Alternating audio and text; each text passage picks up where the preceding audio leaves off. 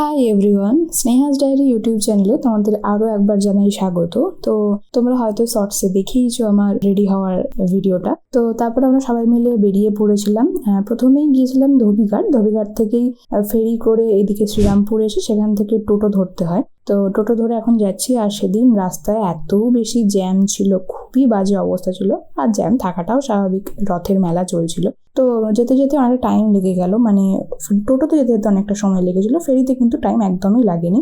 তারপর রথটা দেখলাম রাস্তার মাঝেই দাঁড় কাটানো থাকে, সম্ভবত মাসির বাড়ির কাছেই। বাট যেহেতু টোটোয় যাচ্ছিলাম সেখানে আলাদা করে দাঁড়াতে পারিনি, আর প্রচুর পুলিশও ছিল, তো দাঁড়ানো যায়নি। তারপরে চলে এলাম যেখানে রথের মেলা হচ্ছে সেখানে। আমি প্রথমবারের জন্যই এলাম। তোমরা কে কতবার এখানে এসছো আমাকে কিন্তু কমেন্ট করে জানাতে একদম ভুলো না। আর তোমাদের কোথায় কি রথের মেলা হয় সেটাও কিন্তু জানাতে একদম ভুলো না কমেন্টে। তো তারপরে মেলাতে ঢুকে গেছি। এদিকে দেখলাম সমস্ত রকম যে এগুলো থাকে, দোলনা, তারপরে ট্রেন, নাগরদোলনা, এসব কিছু আছে। তারপরে চলে গেলাম জগন্নাথ দেবের মন্দিরে, যেখানে নর্মালি সারা বছর জগন্নাথ দেব থাকেন সেখানে। যদিও এখন মাসির বাড়িতে আছেন, তো আমরা মূর্তি দেখতে পাইনি। তো ভালো করে মন্দিরটাই ঘুরে দেখে এলাম। যেহেতু কোনোদিন আসিনি, তো আমার তো খুব ভালো লাগছিল।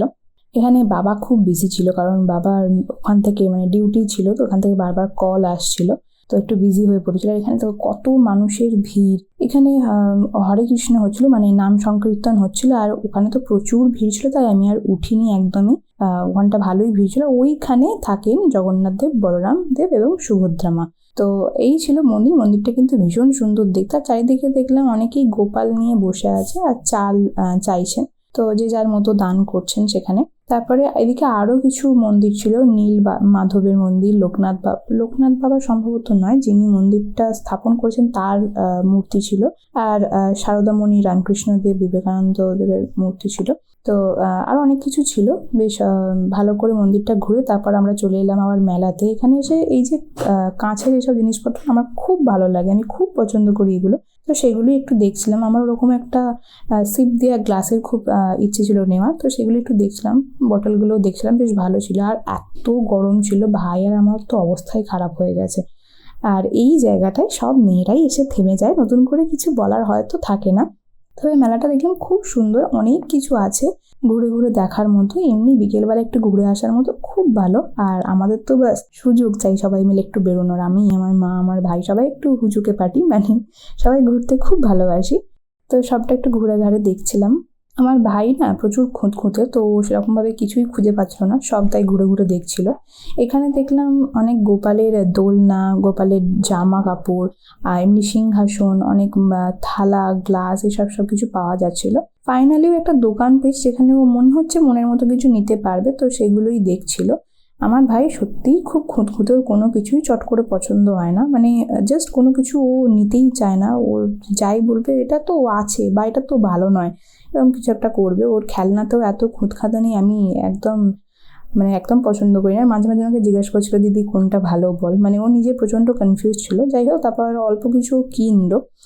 কী কিনলাম সেটা তোমাদেরকে অবশ্যই নেক্সট পার্টে দেখাবো, মানে শেষের দিকে দেখাবো। তারপর এই দোকানটা আমার খুব পছন্দ হয়েছে, খুব কিউট কি চেন ছিল, ছোট ছোট ব্যাগ ছিল। তো সেখান থেকে দেখে শুনে এসে তারপরে আবার মা বাসনের দোকানে ঢুকেছিল, মা একটু জিনিসপত্র কেনার ছিল। সবাই জানো, হয়তো সবাই এটা রিলেট করতে পারবে যে মায়েরা মেলায় গেলে ওটাই করে। তো পুরো মেলা ঘুরে সমস্ত কিছু দেখে, অনেক কিছু যদিও ছিল, গেম জোন ছিল, সবকিছু ছিল, কিন্তু আমার শরীরটা ভালো ছিল না। তো আমার ভাই জেদ করাতেও আমি নাগরদোল্লায় উঠিনি, নাহলে ও খুব পছন্দ করে ওসব। তারপরে একটু মোমো খেয়ে, একটু আইসক্রিম খেয়ে আমরা আবার বাড়ির পথে রওনা দিলাম। তো যখন ফিরছিলাম তখন কিন্তু রথটা আরো ভালো করে দেখতে পেলাম। সত্যি অনেক বড় রথ, কিন্তু মাসির বাড়িটা যাওয়া হয়ে উঠলো না, যেহেতু আমরা আগেই টোটো ধরে নিয়েছিলাম। তোমরা কিন্তু মেলা থেকে একটু হেঁটে এসে রথের আরেকটু সামনে আসবে, ওখানেই মাসির বাড়ি আছে, ওখানে একবারে জগন্নাথ দেবকে দেখে আসতে পারো।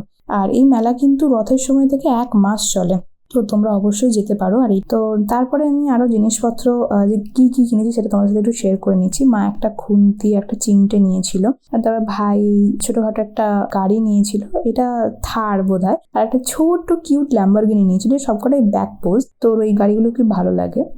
আর ও মেলা থেকে একদমই ব্যাটারি দেওয়া গাড়ি কিনতে চায় না, ও বলে কি পরে খারাপ হয়ে যাবে, অনেক কিছু বোঝেও এসব সম্বন্ধে, তো ওই জানে। আর বাবা একটা আগালাম বোতল পরিষ্কার করার নিয়েছিল, আর আমরা একটা আইসক্রিম মোল্ড নিয়েছিলাম আইসক্রিম বানানোর জন্য। আমি অ্যাকচুয়ালি আইসক্রিম খেতে খুব ভালোবাসি, তো আমি স্পেশালি নিলাম ওটা। তারপরে নিয়েছিলাম এই বোতলটা আমার ভীষণ কিউট লেগেছিল। আমি অনেক দিন ধরেই দেখছিলাম অনলাইনে, কিন্তু কেনা হয়ে উঠছিল না। এর থেকে বড় সাইজটাও ছিল, কিন্তু বাবা বললো অত বড় নেওয়ার দরকার নেই, তো এটা আমাকে বাবাই কিনে দিল।